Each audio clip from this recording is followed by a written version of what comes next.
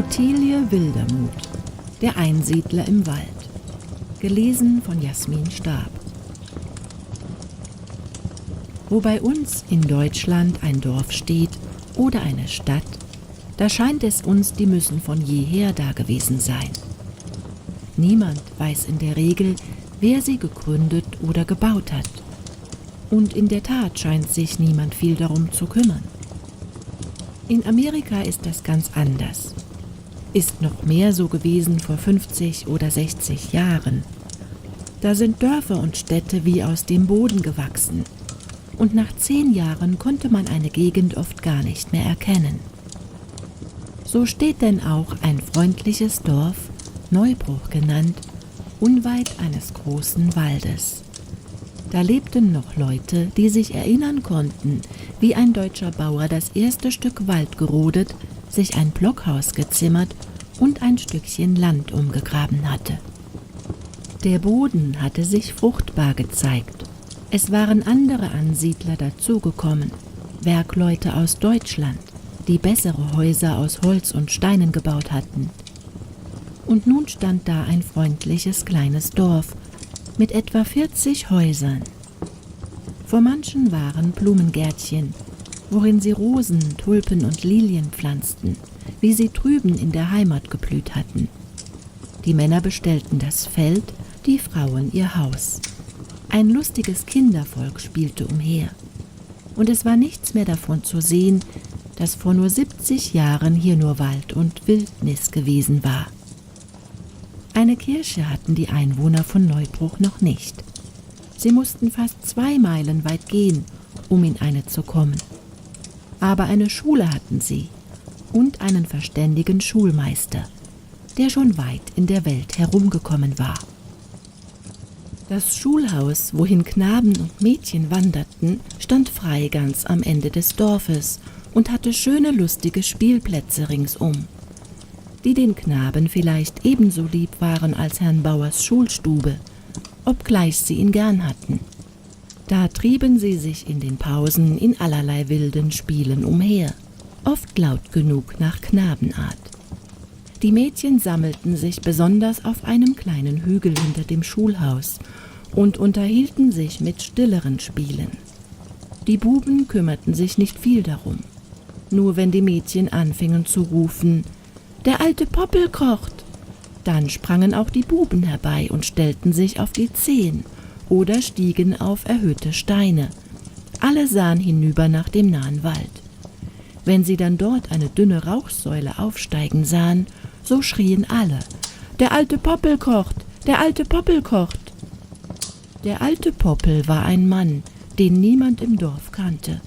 Er war vor langer Zeit hergekommen und wohnte draußen im Wald. Wenn es möglich war, so zog dann nach der Schule ein kleiner Trupp der wildesten Jungen hinaus in den Wald. Hier stand bei der ersten Lichtung auf einem kahlen Hügel die Wohnung des alten Mannes, den sie, man wusste nicht warum, den alten Poppel nannten. Es ist eine eigene, oft recht grausame Lust bei Kindern, solche Leute zu necken, die nicht geneckt sein wollen.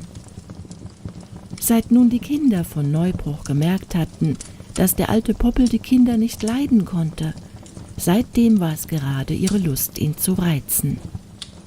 Sobald sie an dem Rauch aus seiner Hütte sahen, dass er daheim sei, schlichen sie so nahe, als sie konnten, zu dem elenden Häuschen hin und schrien, »Alter Poppel, was kochst du? Alter Poppel, schmeckt's?« Wenn dann der alte Mann wütend aus dem Häuschen hervorkam, so liefen sie in wilder Flucht davon, und unten angekommen riefen sie gewöhnlich noch einmal neckendes Wort zu ihm hinauf. Die Eltern wollten das freilich nicht erlauben, denn man erzählte allerlei schauerliche Geschichten über den alten Poppel. Einige sagten, es sei ein Aussätziger. Er habe aber in seiner Hütte einen großen Haufen Gold und Silber vergraben. Das habe man einmal gesehen. »Nein, ein Mörder ist er«, behauptete ein anderer, »und er hat einen erschlagen und hat den Leichnam weit hergebracht durch den Wald und unter dem Hügel draußen vergraben. Jetzt kann er nicht mehr fort, aus Angst, dass man denselben finden möchte. Der Schulmeister war der einzige Mensch, mit dem man, wenn er hie und da in dem Wald spazieren ging, den alten Poppel hatte sprechen sehen. Die Kinder bekamen deshalb noch besonders großen Respekt vor ihm.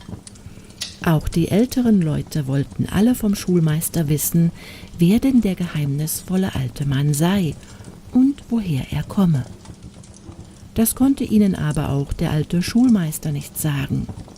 Nur so viel meinte er, der Alte sei sicher nicht so schlimm. Er sei ein trübseliger Mann, der wohl viel Unglück oder Unrecht von anderen erfahren habe. Aber böse sei er nicht. Die Jungen sollten ihn nur in Ruhe lassen. Dazu hatten die Jungen aber keine Lust. Es war nahe vor Weihnachten und dieses Fest wurde auch in Neubruch fröhlich gefeiert. Die Bewohner, die aus England stammten, hielten am Christabend einen fröhlichen Schmaus. Die deutschen Mütter aber schmückten ein grünes Bäumchen mit kleinen Geschenken und bunten Lichtern, wie es einst ihre Mütter getan hatten in der fernen Heimat drüben. Und die deutschen Fenster glänzten hell in der heiligen Nacht. Das gefiel denn auch den englischen Kindern. Sie wollten auch einen deutschen Baum. Bald war die Sitte im Dorf allgemein, und die Kinder redeten lange vor und nach Weihnachten davon. Nur war es etwas schwer, die Bäume zu bekommen, da im Wald meist nur Laubholz wuchs, das im Winter die Blätter verloren hatte und die Tannen von tief innen geholt werden mussten. Man behalf sich dann so gut man konnte, und es war eine besondere Ehre und Freude, einen schönen Christbaum zu bekommen.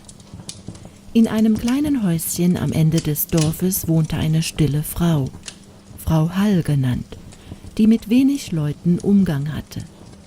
Elsbeth, ihr einziges Töchterlein, nun bald 13 Jahre, war ein hübsches, munteres und fleißiges Mädchen. In der Schule sehr beliebt, weil sie gegen alle gefällig und freundlich war und schön erzählen konnte. Auch ihr Nachbar, des reichen Fleischers Broschs Sohn, gewöhnlich der wilde Heiner genannt, war ein guter Kamerad von Elsbeth. »Du, Elsbeth«, erzählte er rühmend wenige Tage vor Weihnachten, »du solltest sehen, was für einen schönen Baum mir mein Vater von der Stadt mitgebracht hat. Er steht hinten in unserem Fleischerstübchen. Weißt du, mein Vater hat ihn gekauft«, sagte er mit einigem Selbstgefühl. »Er mag nicht erst lang im Wald herumlaufen und Bäume suchen. Was bekommst du für einen?« »Gar keinen«, sagte Elsbeth und gab sich Mühe, kein betrübtes Gesicht dazu zu machen. »Meine Mutter kann nicht in den Wald und einen holen, und kaufen kann sie auch keinen. Aber ein paar Lichtlein bekomme ich doch«, setzte sie fröhlich hinzu. »Und dann gehe ich hinaus auf die Gasse und sehe all die schönen hellen Fenster an. Das ist auch schön.« Nun tat's dem Heiner leid, dass die Elsbeth keinen Baum haben sollte, und noch wusste er nicht recht, wie er helfen konnte. Denn wenn er auch hätte großmütig sein und der Elsbeth seinen eigenen Baum überlassen wollen, so wusste er wohl, dass das sein Vater nicht zugeben würde, und fürchtete auch, die anderen Buben könnten ihn auslachen. Da kam über Nacht dem Heiner ein gescheiter Gedanke. Ihm wenigstens schien er erstaunlich gescheit, und er konnte kaum erwarten, bis er ihn am Morgen den Jungen in der Schule verkündigen konnte. »Hört«, fing er an, »übermorgen ist Christabend.« »So, das ist was Neues«, sagte lachend Schuhmachers Jakob. »Was doch der Heiner für neue Sachen erfindet.« »Hört«, fuhr Heiner ruhig fort, »wir alle bekommen, glaub ich, Christbäume. Aber die Elsbeth drüben, die bekommt keinen, weil ihre Mutter keinen holen kann.« »Kann ich nichts dafür«, sagte Jakob. »Ich kann ihr auch keinen holen. Die Tannen wachsen nur ganz weit drinnen im Wald.« »Hört«, fing Heinrich wieder an mit listigem Gesicht, »wir wollen heute hinaus und von dem alten Poppel den Tannenbaum verlangen, der vor seinem Häuslein steht, zu einem Christbaum.« »Verlangen? Von dem alten Poppel?« schrien die anderen Jungen im höchsten Erstaunen. »Der wird's uns geben.« »Der ist nicht so böse, wie er sich stellt«, sagte Heiner. »Und wenn er noch so wild ist und schreit und uns nachspringt, er hat noch keinem Menschen etwas getan. Und es ist so ein Spaß, wenn man ihm davonspringt. Wer geht mit?« »Ich, schrien alle. Sie waren alle willens, wenn es einen Unfug gab. Sogar die Mädchen kamen herbeigesprungen und wollten mitgehen. Dass so viele miteinander gehen wollten, kam den Kindern gar zu lustig vor. »Du gehst auch mit, Elsbeth«, rief das wilde Mähnchen. »Du bekommst ja den Baum.« Elsbeth sagte zu, obgleich es ihr nicht recht wohl bei der Sache war. »Aber nur still davon«, befahlen die anderen, »dass der Schulmeister nichts merkt. Der würde es nicht leiden, der ist gut Freund mit ihm.« Und so verabredeten sie in großem Geheimnis, dass sie sich um 1 Uhr nachmittags sammeln und zum alten Poppel hinausziehen wollten. Die meisten fürchteten sich heimlich, aber gerade das Gruseln war so behaglich.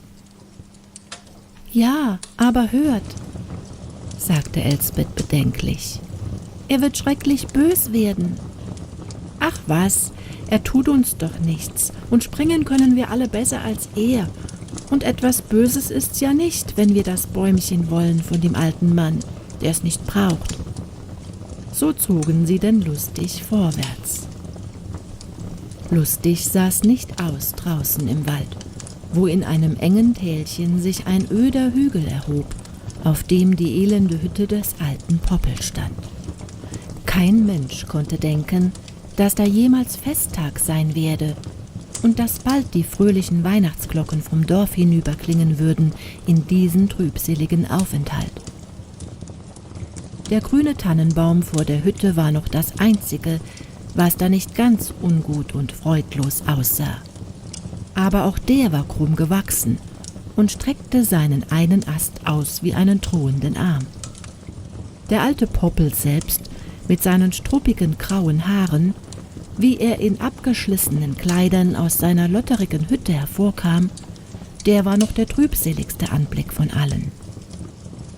Er sah nicht aus, als ob er in seinem ganzen Leben auch nur eine einzige Freude gehabt hätte.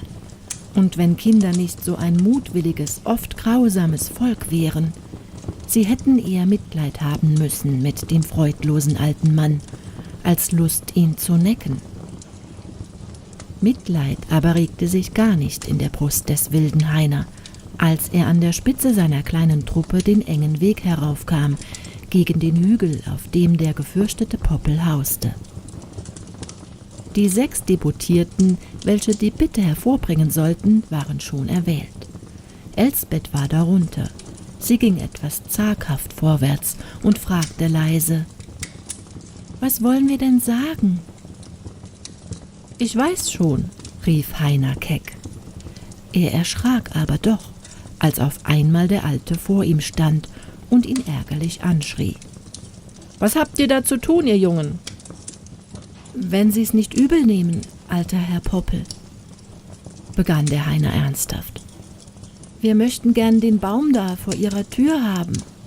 Sie brauchen ihn doch nicht.« »Zu einem Christbaum«, sagte Elsbeth entschuldigend, die angstvoll das zornige Gesicht des alten Mannes ansah. »Wir wollen ihn selbst abhauen. Wir haben schon eine Axt bei uns«, schrien dann die Hinteren. Aber sie riefen es schon auf der Flucht, denn der alte Mann schwang grimmig seinen Stock und schrie: »Ihr Gesindel, wollt ihr auch noch Spott mit mir treiben?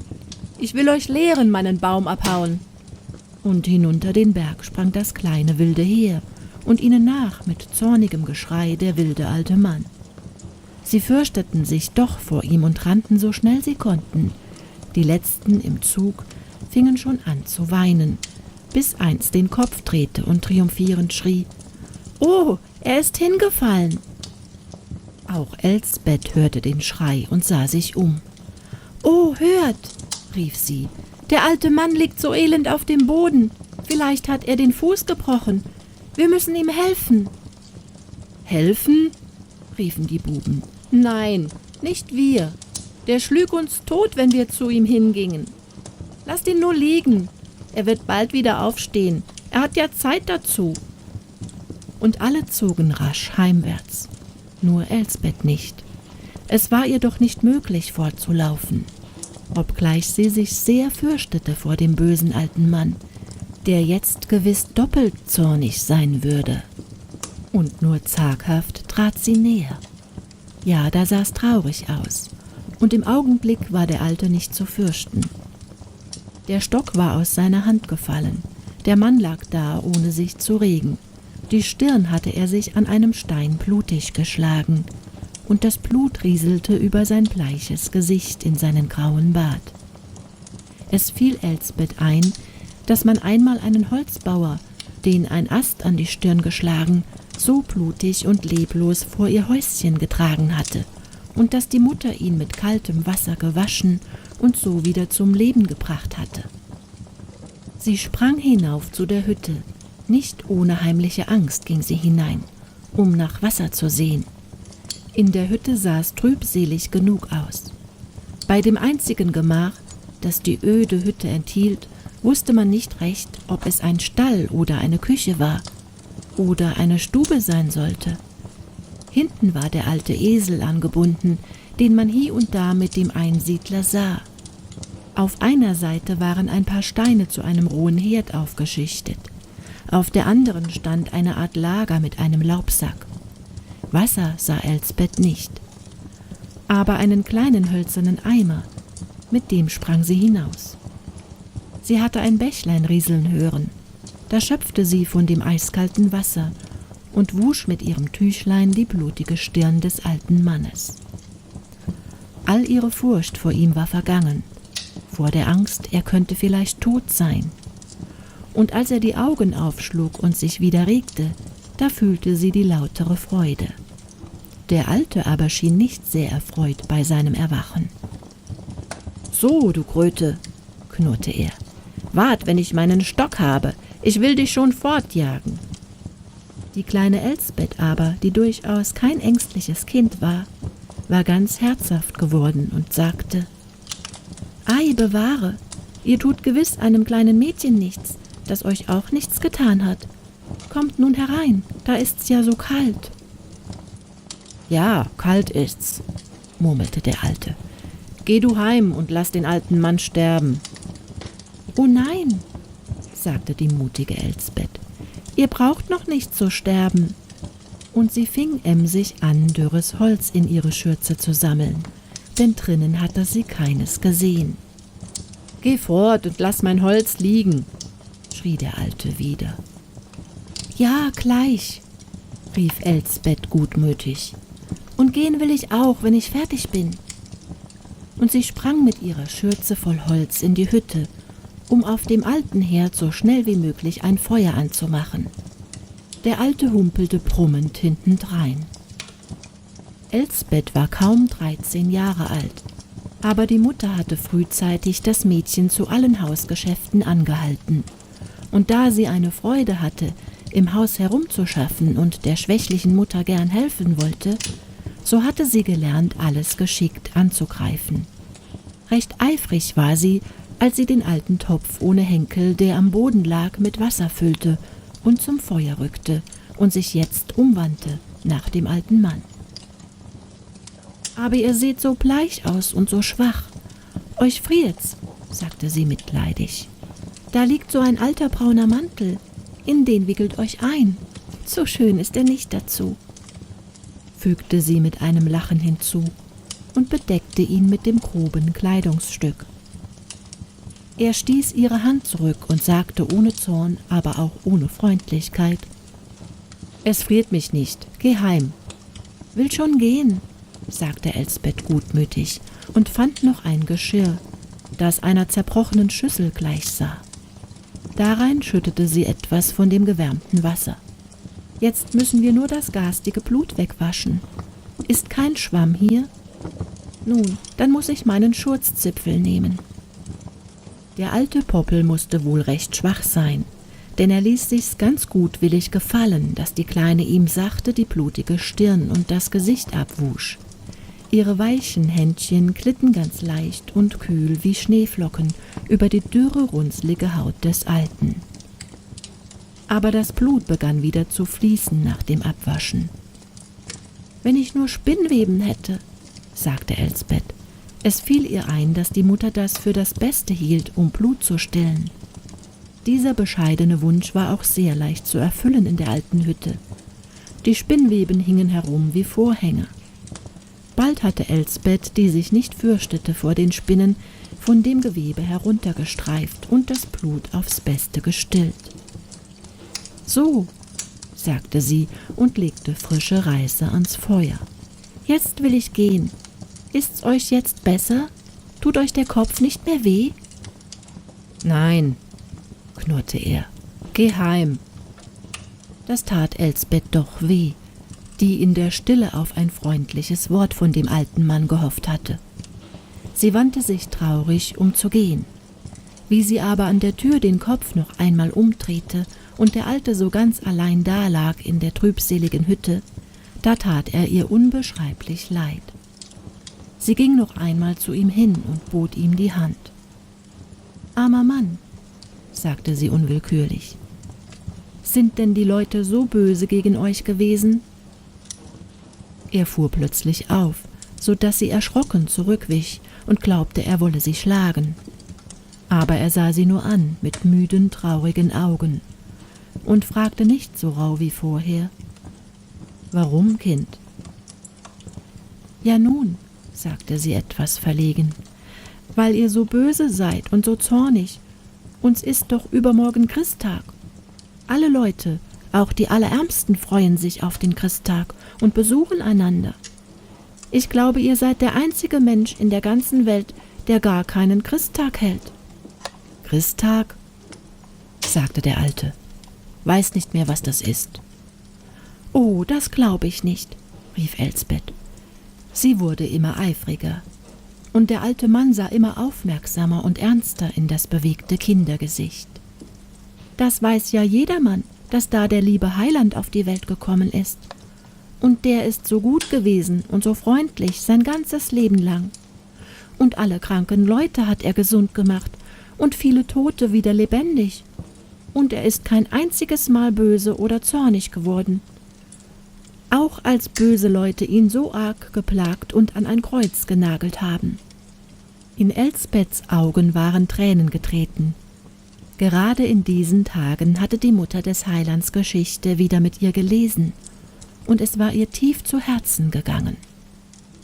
Der Alte nickte ihr zu. In seinem Herzen war vielleicht auch die heilige Geschichte wieder lebendig geworden, die seine Mutter ihm einmal erzählt hatte. Elsbeth aber meinte, er habe vielleicht noch gar nichts davon gewusst und sei nur traurig über des Heilands martervolles Ende. Darum lächelte sie ihn ganz tröstlich an und sagte: »Das ist jetzt schon alles lang her und vorbei, und er ist nun im Himmel in lauter Herrlichkeit und Freude. Aber«, sie sagte leise und vertraulich ihre innersten Gedanken, »ich glaube allemal, wenn sein Geburtstag kommt, so fällt's ihm wieder ein, dass er auch ein Kind gewesen ist. Die kleinen Kinder meinen, das Christkind komme selber und bringe ihnen schöne Sachen. Meine Mutter aber sagt, wenn wir ihn auch nicht sehen, es ist doch der Heiland, der zu Weihnachten wieder auf die Erde kommt und die Herzen freundlich macht gegen die Kinder. Da bekommt man schöne Christbäume und Lichter daran und gute Sachen und Puppen und Spielzeug. Und wenn auch eine Mutter arm ist, so gibt sie ihrem Kind doch etwas, denn der Heiland hat alle Leute lieb.« »Alle?«, sagte der Alte traurig. »Nein, es gibt Leute, die der Heiland nicht mehr will.« »Ich glaub's nicht«, sagte Elsbeth und schüttelte ihr Köpfchen. »Die Mutter sagt, es sei nie zu spät. Aber jetzt muss ich heim, sonst hat meine Mutter Angst. Adieu, und kommt nur herunter, wenn's so kalt ist. Wir sind arm, aber wir haben doch immer eine warme Stube. Und ihr müsst's nicht übel nehmen. Wenn ihr nicht so bös wärt, ich glaube, es kämen gern manchmal ein paar Kinder und würden Holz für euch auflesen.« »Nein, nein, Kleine, aber wart noch. Und aus einer Ecke seiner Hütte holte er eine alte braune Büchse und langte etwas daraus. »Da, Kind, nimm!« Nun war Elsbeth sehr begierig gewesen, was für geheimnisvolle Schätze der Alte aus seiner Büchse hervorbringen werde. Sie war daher etwas enttäuscht, als es ein Papier mit altem, groben Ahornzucker war, wie er in Amerika aus dem Saft der Ahornbäume gekocht wird. Der Alte musste ihn wohl vor langer Zeit einmal gegen einen Husten gekauft haben. Aber sie war ein gut erzogenes Kind und wusste, dass man für eine wohlgemeinte Gabe freundlich danken muss. So sagte sie höflich: »Dankeschön, Herr Poppel«, und sah ihn dabei ängstlich an, denn sie war nicht gewiss, ob er auch wirklich so hieß. Sie wusste aber keinen anderen Namen. Der Herr Poppel wurde indessen nicht böse. Er stand lange unter seiner Tür und sah dem Kinde nach, wie sie den Berg hinuntertrippelte. Und sein Gesicht sah nicht mehr finster und zornig aus. Auch war es seit langem zum ersten Mal, dass er jemand etwas Freundliches erwiesen, wenn's auch nur ein Stückchen alter Ahornzucker war. Es war ein schöner, sonniger Wintertag. Der alte Mann saß vor seiner Tür und ließ sich anscheinen von der warmen Sonne. Es war fast, als ob auch eine Sonne in sein altes, zugefrorenes Herz geschienen hätte. So fiel ihm allerlei ein, an das er lange nicht mehr gedacht hatte. Und als er nachts auf seinem rauen Lager eingeschlafen war und der helle, klare Vollmond gerade auf sein Gesicht schien durch das zerbrochene Fenster über der Hüttentür, da kamen ihm wunderbare Träume. Er hatte seit vielen Jahren nicht mehr geträumt. Träume, wie sie vielleicht selten bei Menschenkindern einkehren, wie sie wohl nur manchmal von freundlichen Engeln einem einsamen Menschenherzen zugetragen werden. Er hat es noch nie so recht erzählen können, was er eigentlich geträumt in jener Nacht. Aber sein Schlummer war friedlich und sanft, wie lange nicht mehr. Wie lauter Gold und Purpur schien das Morgenlicht in seine Hütte, als er erwachte, und wie er vor die Tür trat, war es ihm, als ob der grüne Tannenbaum vor der Tür mit einem Ast hinunterzeige zu den Menschen drunten und den anderen freudig emporstreckte in den lichten blauen Himmel. Dem alten Mann war auch ein gescheiter Gedanke gekommen, noch gescheiter vielleicht als der des wilden Heiner am Tag vorher. Er lachte auch ganz vergnügt vor sich hin, so oft er ihm einfiel, und konnte fast nicht erwarten, bis er ihn ausführen konnte. Er zündete ein helles, schönes Feuer an und kochte sich ein ordentliches Frühstück. Dann brachte er dem Esel sein Futter, und dem kam's gewiss recht verwunderlich vor, als sein Herr ihn streichelte und ihn freundschaftlich auf den Rücken patschte. Das war ihm wohl noch niemals passiert, oder doch gar lang nicht mehr. »Wir gehen heut fort miteinander, Kamerad«, sagte der Einsiedler, »und du sollst schönen Hafer bekommen zum Christtag.« Aus einer alten Kiste holte er ein Kleidungsstück hervor. Kein Mensch hätte je geglaubt, dass der Alte einen so schönen pelzverbrämten Mantel habe. Etwas staubig und mottenzerfressen war er freilich, aber gut warm, und man kannte den Alten nicht mehr, so stattlich sah er aus, nachdem er den Mantel umgeworfen hatte. Als sein Esel gesattelt war, schlich der Einsiedler vorsichtig in die hinterste Ecke seiner Hütte, hob da ein Brett vom Boden, griff hinunter und zog einen schwer gefüllten Geldbeutel hervor und steckte ihn zu sich. So war also nicht alles unwahr, was die Leute von ihm sagten. Schade, dass ihn die Buben vom Dorf nicht sehen konnten, wie er auf seinem Esel den Berg hinunterritt. Einen leeren Sack hinten auf dem schäbigen alten Sattel. Die Buben aber, die trauten sich nicht so leicht wieder in den Wald hinaus. Sie hatten doch ein böses Gewissen, dass sie den Alten hatten so allein blutig draußen liegen lassen. Sie hatten Elsbeth seither noch nicht gesehen und fürchteten, man möchte den Einsiedler tot finden und sie darum anklagen. Es war ihnen gar nicht recht fröhlich und christtäglich zumute. Der Alte aber schien alles vergessen zu haben, was ihn so erzürnt. Er sah ganz vergnüglich aus, wie er so forttrottelte auf seinem Esel und vor sich hin brummelte. Allerlei schöne Sachen und Puppen und Spielzeug wollen's schon kriegen. Der Esel wusste seinen Weg. Es war der einzige, den er machte, und ging ungefähr eine Stunde weit der Stadt zu. In die Stadt hinein war aber der Herr und der Esel noch nie gekommen. Es war außen in der Vorstadt ein garstiger, trübseliger Laden. Dort kaufte der Einsiedler, wenn es sein musste, die allernötigsten Bedürfnisse. Geringen Tee, Zündhölzer, dürre Fische und dergleichen für seinen elenden Haushalt daheim. Auf diesen Laden zu, in dem der Einsiedler noch nie so elegant in seinem Pelzmantel erschienen war, trabte jetzt der Esel. Sein Herr gab ihm einen gelinden Puff und sagte: »Nicht da, Kamerad, vorwärts!« In schweigender Verwunderung marschierte der Esel zum Tor hinein.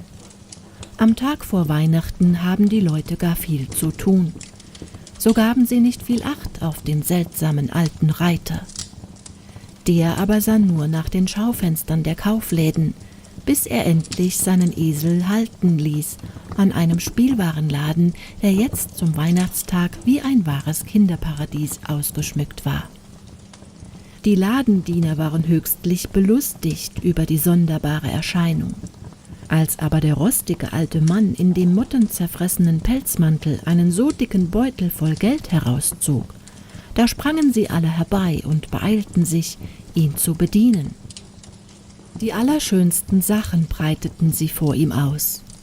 Allerliebste Puppenkinder mit Wachsköpfchen und Glasaugen, Moosgärtchen mit wolligen Schäflein darin, Hühnerhöfe mit gefiederten Hennen, Schächtelchen mit niedlichem Küchengeschirr. Es war eine wahre Lust zu sehen, wie vergnügt der alte Poppel eins nach dem anderen nahm und beiseite legte. Die Kaufmannsdiener wickelten alles sorgsam in feines Papier, ehe es in den Sack geschoben wurde. Noch etwas für Mädchen, jetzt auch Sachen für Knaben, kommandierte er immer wieder. Und Reitpferde und Fuhrmannswagen, Schachteln mit Bleisoldaten, Peitschen, Säbel, Flinten wanderten in den Sack, bis er so voll war, als ihn der Esel nur tragen konnte. »Kommen Sie bald wieder, alter Herr«, riefen lachend die Kaufmannsdiener, als er seinen Einkauf bar bezahlt hatte. Aber der alte Herr, den man lange nicht so höflich traktiert hatte, hatte noch nicht genug. Er ging auch in einen Zuckerladen und kaufte große Tüten mit Konfekt, die er in seine tiefen Manteltaschen schob.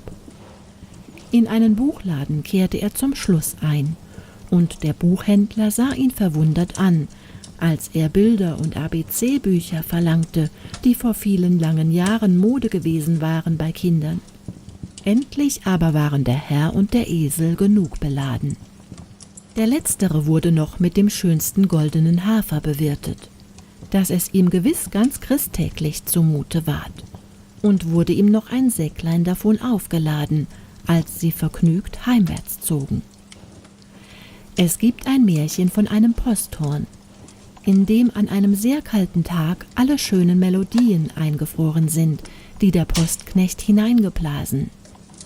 Als das Posthorn am warmen Feuer aufgehängt wurde, da tauten all die Melodien auf, und es blies von selbst die allerschönsten Lieder, eines nach dem andern. So ein eingefrorenes Posthorn war wohl auch das Herz des alten Mannes, und gar manche selige Weihnachtsbotschaft, auf die er nicht geachtet, war jetzt aufgetaut darin. Darum kam er so reich beladen heim, fast als ob er das Christkind selbst wäre. Auch in dieser Nacht hatte er schöne und liebliche Träume. Es war ihm, als ob Alter und Herzleid von ihm abgefallen, als ob er wieder ein fröhlicher Knabe sei und das heilige Christkind selbst mit ihm spiele. »Schenk mir auch etwas«, bat er, als in seinem Traum das Christkind wieder aufschweben wollte zum Himmel. Er hörte aber nur noch Klänge, so lieblich wie jenes Engellied in der ersten Weihnacht. Ehre sei Gott in der Höhe und Friede auf Erden und den Menschen ein Wohlgefallen. Das war ein geschäftiger Tag für den alten Mann, als er am anderen Morgen aufstand. Er hatte in seinem Leben noch nie so viel zu schaffen gehabt. Der einzige Mensch, den er im Dorf kannte, der Schulmeister, war auf sein Ersuchen mit ihm hinausgekommen zu seiner Hütte. Als er aber zu diesem sagte: »Hören Sie, Herr Schulmeister, ich möchte einmal all dem jungen Volk einen vergnügten Christtag machen. Helfen Sie mir ein bisschen?« Da schaute ihn der erschrocken an, ob der alte Poppel am Ende närrisch geworden sei. »Ich weiß kaum so recht, wie mir's gekommen ist«, fuhr der alte Mann fort. »Aber ich habe in vielen, vielen Jahren keinem Menschen mehr eine Freude gemacht. Und wo ich Kinder gesehen, habe ich sie gescholten und fortgejagt.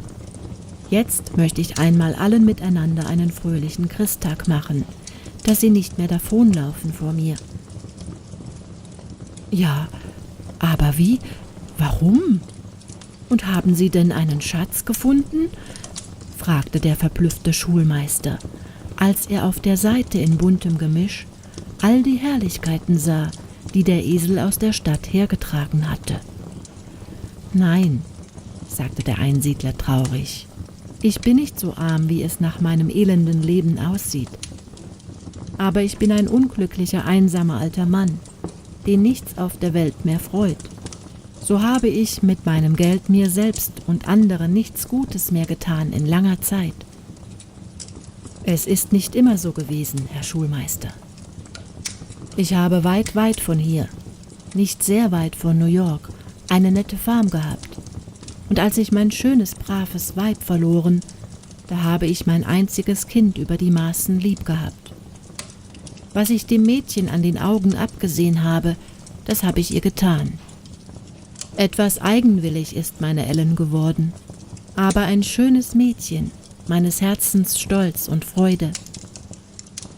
Da kam ein Kerl in unsere Gegend, ein Jäger, glaube ich, und er behauptete, er sei ein Graf oder so etwas gewesen. Der war noch nicht lang da, so begehrte er meine Ellen zum Weib. Ich habe nie etwas auf ihn gehalten. Ich schlug es ihm rund ab und sagte ihm, so ein hergelaufener Mensch ohne Arbeit bekomme mein Kind nicht. Ellen aber schrie und weinte, den wolle sie haben. Ich habe ihr die besten Worte gegeben und sie gebeten, sie soll nur bei mir bleiben, mein einziges und liebes Kind. Der Bursch würde sie gewiss unglücklich machen. Ich wolle mit ihr ziehen, wohin sie wolle. Gewiss, nie hat ein Vater sein Kind so gebeten, aber nachgeben konnte ich ihr nicht. Sie aber ist davongegangen bei Nacht und Nebel und hat mich allein gelassen, mich, ihren alten Vater, ganz allein auf der Welt. Und ich hätte mein Herzblut für sie gegeben. Da ist mein Herz geworden wie ein Stein in lauter Hass gegen alle Menschen, weil mir alle böse vorgekommen sind und falsch, nachdem ich mein Kind so betrogen. Und wo ich Kinder gesehen, bin ich noch zorniger geworden, wenn mir einfiel, wie meine Ellen auch so gespielt hatte und wie sie meines Herzens Lust gewesen war. Ich habe mich eingeschlossen in meinem Haus und mit keinem Menschen mehr geredet. »Und von Ihrer Tochter haben Sie nichts mehr gehört?« fragte der Schulmeister mitleidig. »Einmal«, sagte der alte Mann düster. »Ich weiß nicht recht, ob mir's geträumt hat oder ob's wirklich so gewesen ist. In einer mondhellen Nacht hat's an mein Fenster geklopft, länger als ein Jahr, nachdem mein Kind mich verlassen hatte.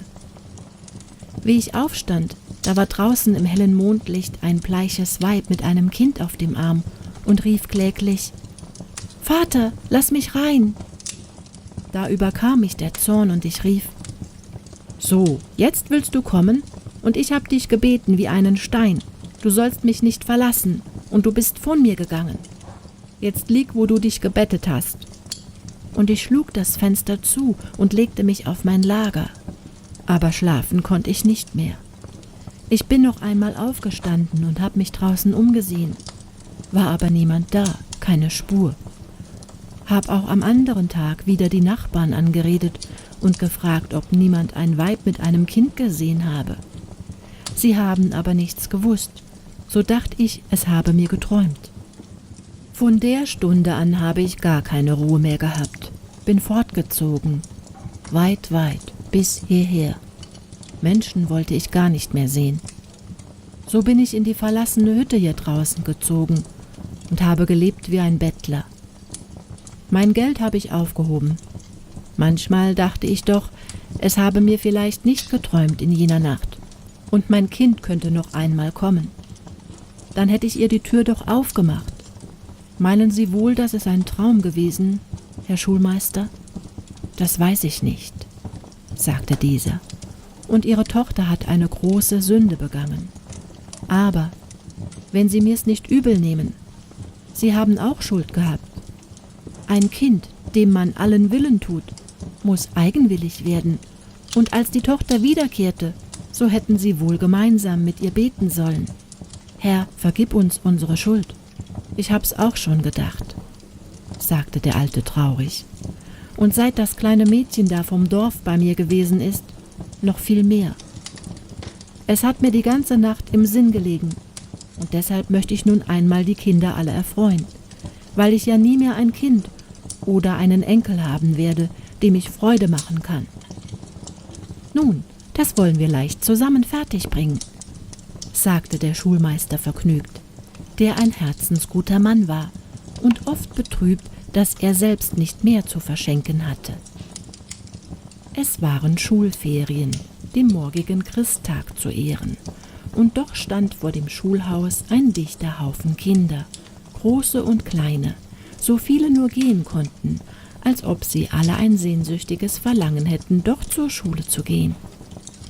So vorzüglich waren aber die Kinder von Neubruch nicht. Sie standen alle und starrten auf einen weißen Papierbogen, der an die Schulhaustür geklebt war. Darauf stand mit mächtig großen Buchstaben: Der Einsiedler vom Wald ladet seine guten Freunde, die Kinder von Neubruch, alle zusammen ein, ihn zu besuchen, heute Nachmittag, wenn die Schulglocke läutet. Das war nun eine Merkwürdigkeit. Hört, dahin gehe ich nicht, meinte Heiner. Der will uns hinauskriegen, dass er uns recht durchhauen kann. Vielleicht sind noch mehr so böse Kerle da draußen versteckt, meinte ein anderer. Oder er hat heimlich einen Hund draußen und hetzt ihn auf uns, vermutete der Jakob. Kann sein, er macht seinen Esel wütig und lässt ihn los, war die Ansicht der dummen Liese, die mit schallendem Gelächter aufgenommen wurde. Und ich glaub's nicht, dass er uns etwas tun will, sagte Elsbeth. Und wenn's meine Mutter erlaubte, ich ginge zu ihm hinaus. Ich auch, schrien viele der Kinder, bei denen die Neugierde jetzt viel mächtiger war als die Furcht. Das dürft ihr unbesorgt, Kinder, sagte der Schulmeister, der jetzt aus seiner Haustür trat. Ich gehe selbst mit und stehe euren Eltern gut dafür, dass euch nichts geschieht bei dem alten Mann. Den Eltern war es aber doch nicht recht wohl bei der Sache, als die Kinder atemlos heimstürzten und die merkwürdige Einladung erzählten. Trotz des Schulmeisters Wort willigten sie nur ungern ein, sie zu dem seltsamen alten Mann zu lassen, von dem sie vermuteten, er sei vollends närrisch geworden. Elsbeth hatte der Mutter alles erzählt, was am vorgestrigen Tag draußen vorgegangen war. Die Mutter war gar nachdenklich darüber geworden, gab ihr aber heute leicht die Erlaubnis, mit den anderen hinauszugehen.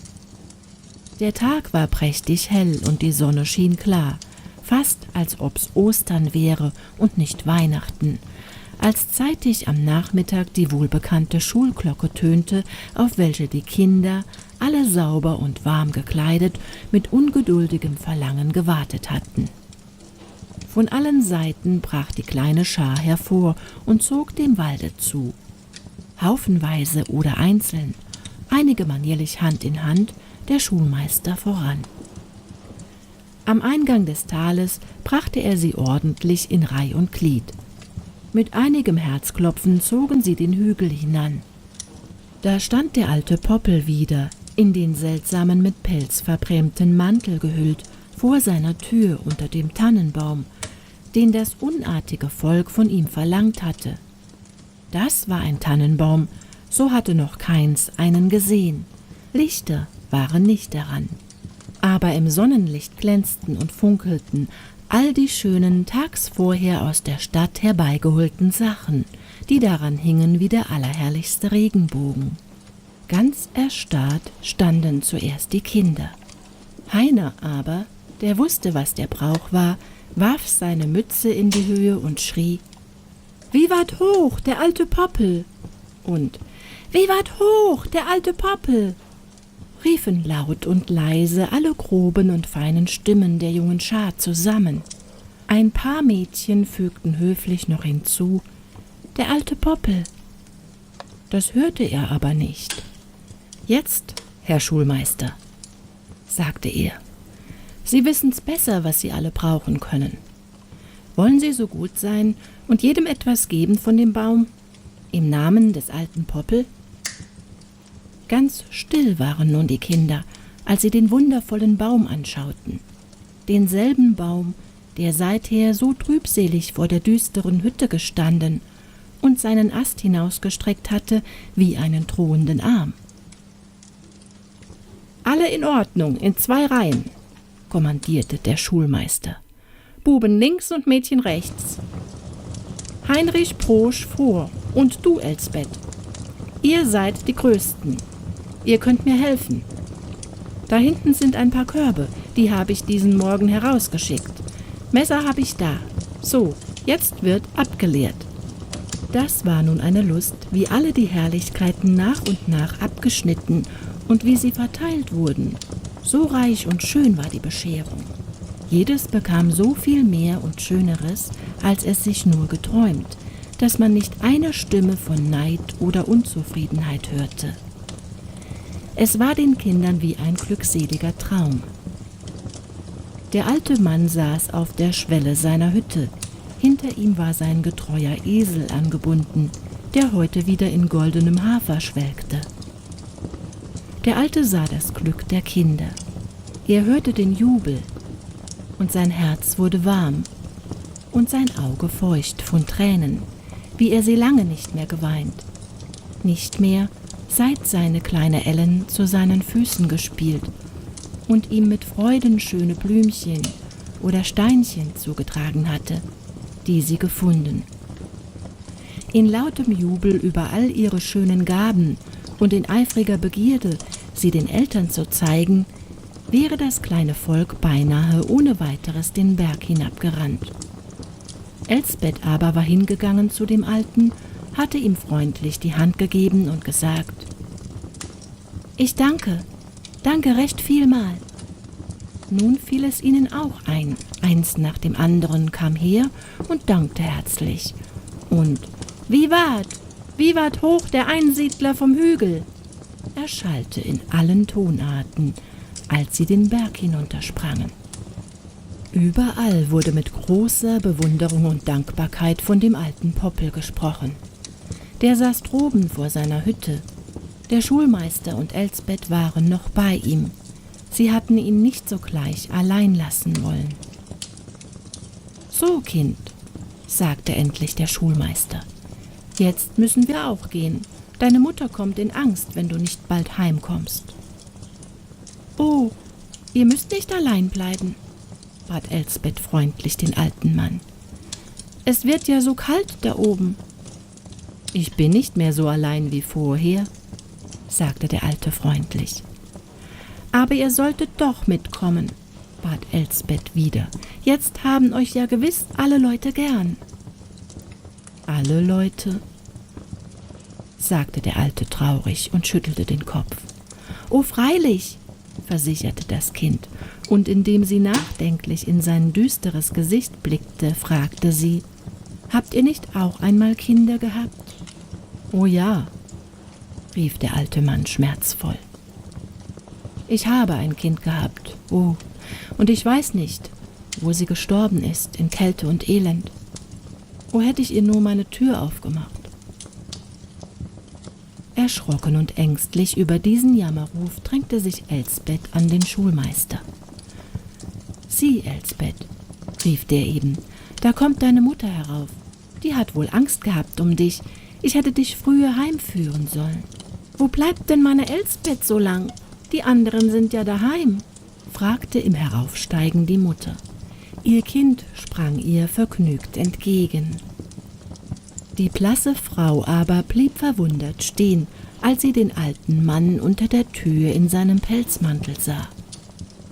»Wer ist das?« rief sie in Schreck und Überraschung.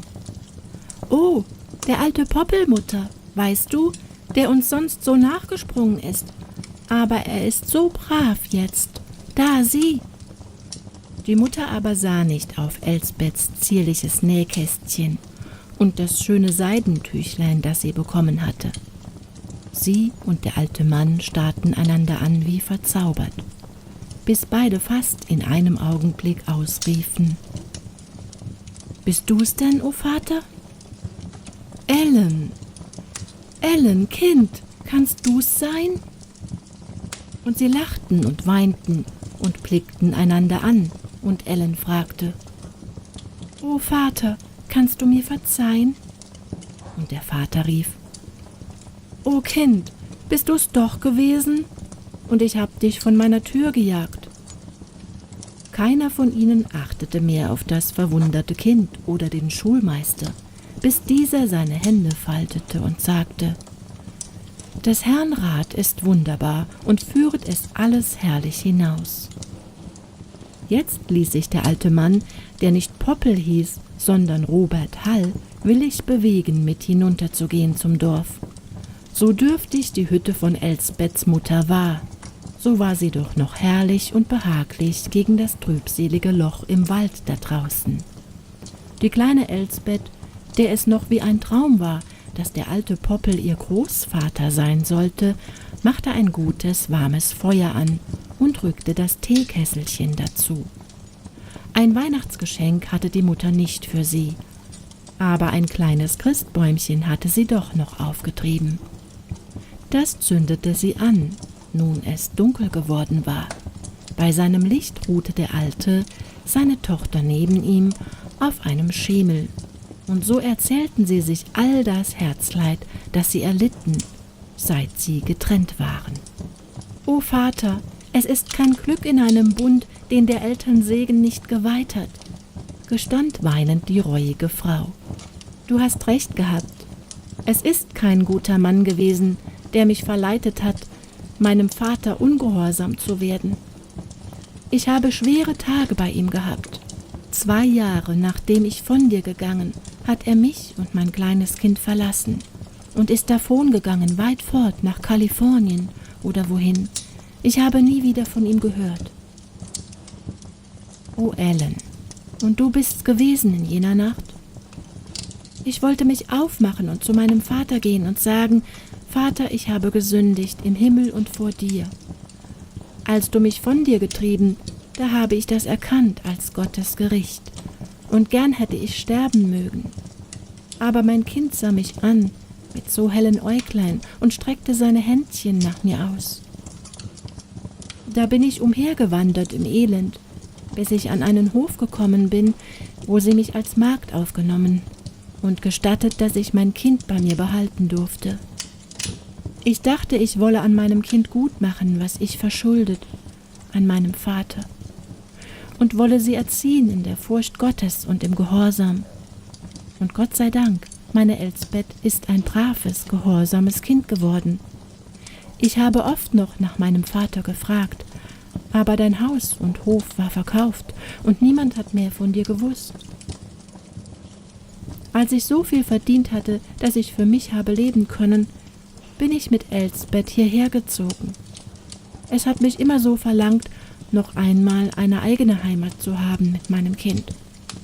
Hier konnten wir leben von unserer Hände Arbeit.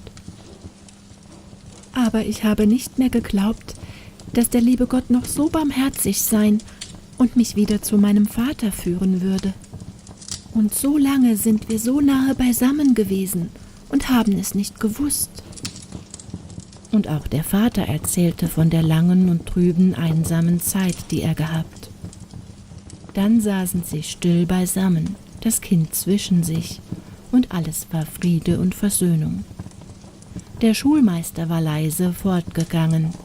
Er hatte noch ein paar Knaben und Mädchen zusammengeholt, die dem alten Poppel einen besonderen Gefallen tun wollten.